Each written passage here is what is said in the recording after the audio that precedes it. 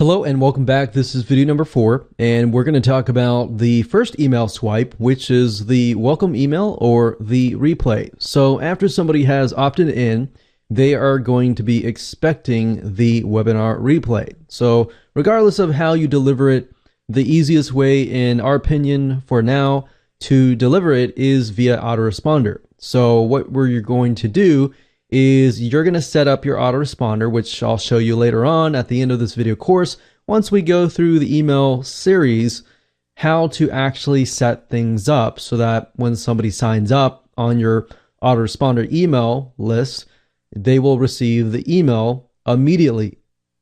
So obviously writing the email is not hard at all. So let's just walk through here.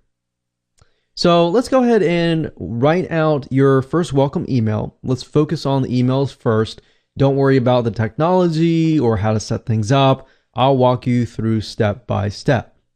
Okay, so this is the email here, and I want to say that I would recommend that you pause this video at any time so that you can simply write down what the email says, and then of course fill in the blanks with the information that relates to your product or service. So up at the top here, we have 3 subject lines. The first one is bracket sign, replay, bracket, space, how to achieve this end desire. So obviously you're going to fill this in with the end desire that the prospect wants to have in relation to your product or service. Now, another thing you can do is replay, space, and then of course the headline from the actual webinar earlier. So when they see this, you want to make sure that your lead capture page has the same headline, the email they receive has the same headline, and when they click on it, the webinar itself has the same headline. Because you got to realize that you're attracting somebody who really wants to sign up to get access to the webinar replay, and the headline is what grabs them in. So you want to make sure that you fulfill that promise by giving them what you promise, right? So that's one thing, but another thing is to keep in mind that you want to make sure that the headline is as short as possible, because when they open it up, regardless of what device, it can be iPhones, it can be iPads, it can be Android devices, and it could be a desktop. So depending on what they open it with, you generally speaking want to keep the headline or the subject line short, because sometimes it'll cut it off. So if you get the right words within a short amount of spacing, you'll be able to actually get their attention, right? So this email is actually very, very short. It just says, hey, first name. So obviously you're going to say, hey, and then if you're collecting the first name, I would put the placeholder here. Now keep in mind that depending on your autoresponder service, if you're using GetResponse or Aweber, it doesn't matter. You just need to put the placeholder right here. So the placeholder obviously will be different depending on the autoresponder service that you choose to use. So we say, hey, first name. If you missed it, here's the replay for a limited amount of time. So we like to put this in here because this says, so you obviously missed the webinar, all right? But here's a replay for a limited amount of time. Now, the reason why we say that is we're building up some scarcity here. So we didn't tell them exactly how much time is left, but we're telling them it's a limited amount of time. And you can tell them later on, when that time closes. And then of course you put your replay link here, which is going to be your webinar page link. And then of course you'll discover how to achieve this end desire, benefit 1, benefit 2, benefit 3. So if you think about the first email being kind of a table of contents and not just introducing it, but welcoming and allowing them to see maybe the other benefits. So that would pique their interest. Let's say you got 3 benefit desires here.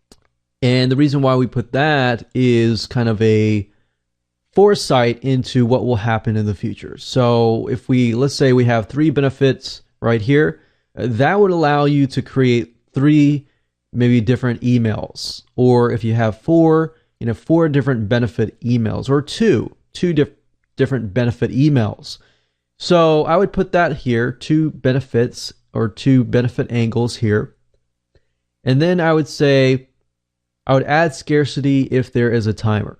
Now, obviously, if there is no timer, you don't need this paragraph. So we can say this replay link will be up only for a short amount of time. Then it will be taken down in X hours. So don't put this off. So if you're interested in finding out how you could achieve this end results and desire, remove the pain or remove the problem, so you're going to put that here.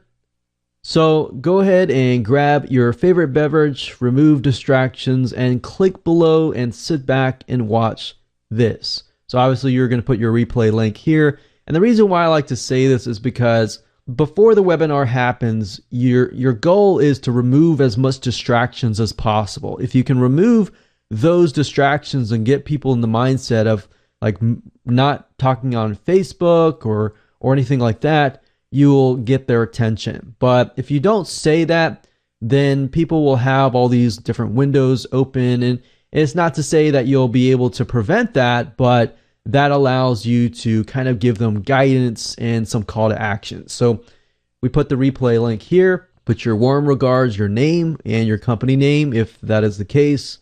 And then of course, this gives you the opportunity to kind of tell them what's coming up next. So as long as you are transparent with people and you tell them, hey, tomorrow I will be sending you some tips and advice on how to achieve this end desire. So here's what I would normally do. If we scroll back up to the top, we have 3 benefit angles, right? So this is obviously the welcome email. So this does not really have a benefit angle, right? So in this case, I would put benefit 1 right here. And then when I send out the email, the benefit 1 email, maybe tomorrow, maybe the next day after that, in that email, I'll then include a PS at the bottom for this. And in that email, I'll include a PS with a sneak peek preview of the benefit angle number 3. So if that makes sense. So really, really basic here. The whole goal is just to welcome them, give them access to what you have promised, add a little scarcity in there, add some sneak peeks, add some timers, get them to remove the distractions, and that's it.